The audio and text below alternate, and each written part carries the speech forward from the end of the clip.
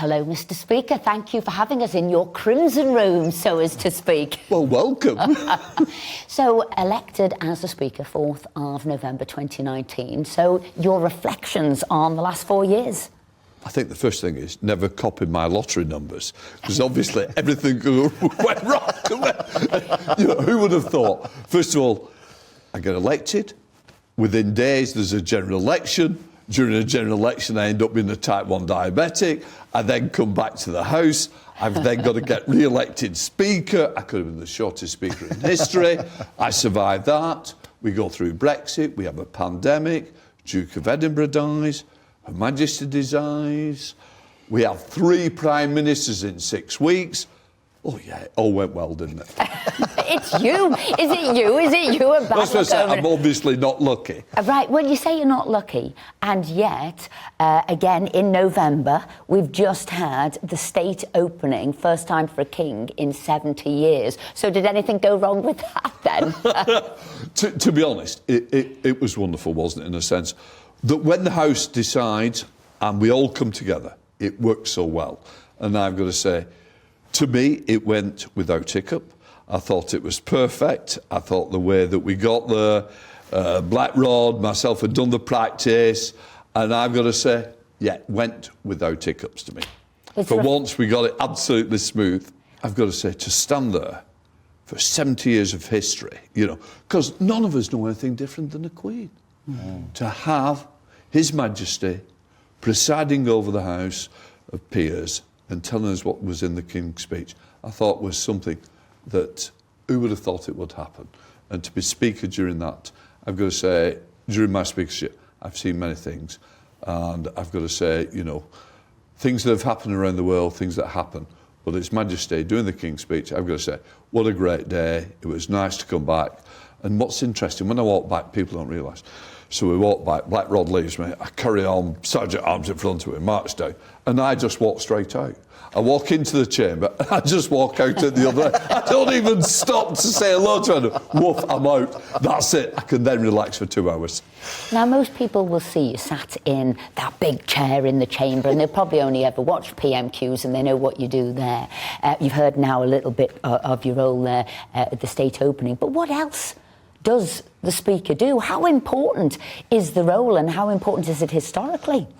It's very historic, isn't it? I've got to say, 158 Speaker, I've got to say, a privilege, the first ever Lancashire MP to be elected to become Speaker. The fact, of course, my great hero is Betty Boothroyd. So what I'm going to say, Lancashire and Yorkshire, great rivalries. We'll always unite against the South. So, to have this absolute privilege to become Speaker is something really special. And I take it on board and say, look, this matters. So, yes, I sit on that great throne, if you will, that great green chair. So that's 2 or 3 hours every day, whatever it is, I sit there. But it's everything else, and you're right. What else do I do? So I chair the commission. What's the commission? Well, basically, it's like a board of directors that run the House of Commons.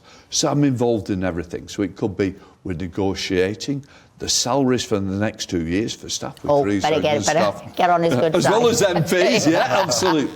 Those are just aside. Of course, security matters to me. I take it so seriously. We've lost 2 MPs. I certainly don't want to lose any more. So I work very close with our security here. I'm on top of that. I'm driving that. So it's everything that matters. If something goes wrong, there's a piece of glass broken. What happened? It's reported to me. It's all those things that come together. Getting down to the price of a cup of tea going up, the things that really matter to people here, or it seems to be with the amount of complaints I get, the catering, looking after staff. 3,000 people are a lot of people to worry about who work directly for the House of Commons. And of course, then we've got 650 MPs. We've also got all the MP staff. They all have to be looked after. And I've tried to change the way this House works. I've tried to look after people. I want us to be a really good employer. I want to be a shining example of what we should be.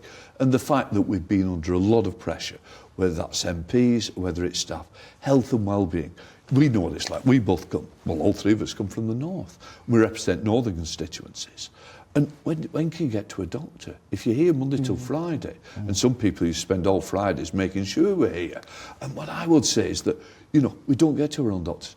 Having that facility and that availability, having a nurse, having doctors, health and well-being of people's mental health also matters. She's about trying to look after that. And of course, we have had problems with some MPs as well. So all that comes under my jurisdiction. So it's not about the 3 hours, it's everything else. It could be a visiting ambassador, it could be a head of state. I'm here to do all that as well. So what I would say is, it's not the sideline, the chamber really does matter, but it's everything else that fills the rest of the day. Now, coming back to PMQs, every Prime Minister has always said that they get really nervous before Prime Minister's questions. Do you as Speaker get nervous before Prime Minister's questions? No, I'm very lucky. Everybody needs a Speaker Secretary. You know, I've got to say, Helen does all that for me. She gets all worked up, she gets all agitated. You know, as Chief of Staff, she's going to take that responsibility. Because I always look at it this way. It's a bit like everything. It's like an election. You're going to win or lose. Whatever you do won't change it. It's going to happen. So in the same way that I go to PMQs and I think, well, whatever will be, will be. I can only do my best. If I don't, well, so be it. So it's no point getting worked up for it. So I have a Helen that works up for it. He chucks people out though on occasion. You chuck people out if you think they're getting a bit boisterous. Well, on that, I mean, it's difficult. It strikes me as a difficult balance because it's like I always think it's like theatre, PMQs. It's sort of like half an hour of two football teams cheering on their own side, really, in Parliament. And so lots of people, you know, say, oh, you know, why don't MPs behave better in Parliament? It's a really bad look for Parliament. On the other hand, the only time people ever want to come to visit is to watch PMQs. And I always think if we were sat there in stony silence, it would be boring and nobody would be interested. So how do you balance the trying to keep it well behaved but not losing the atmosphere of the occasion? Well, the good thing is, Philip, as you know, Philip, you're a good there for that value. I've got to say, I keep my eye on you. One of those, I've got to just watch from the back benches. No, you're right. It is pure theatre. But it is a way of backbenchers holding a Prime Minister to account on something local or something national. And the fact is, you're right, as much as it's theatre, the world watch it.